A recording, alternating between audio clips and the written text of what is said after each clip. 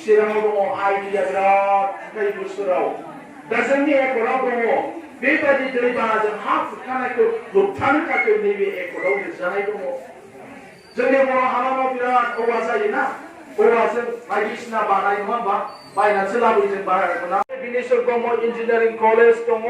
आरो CIT दङ बिनिख्रुइ जौसिन NIT आ उदालगुरियाव जागोन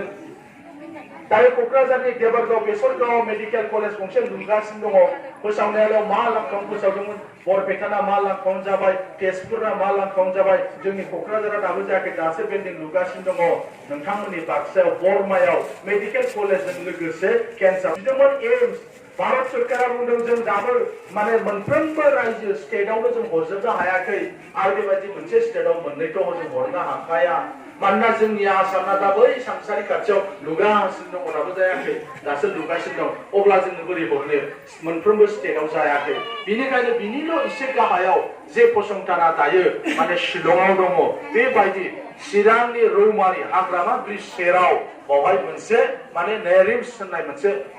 रिम्स होननाय मोनसे माने गिदिर मोनसे हस्पिटाल बेहाय जासिगोन जायगा जायगा पलिटेकनिक जागोन इनस्टिट्यूशन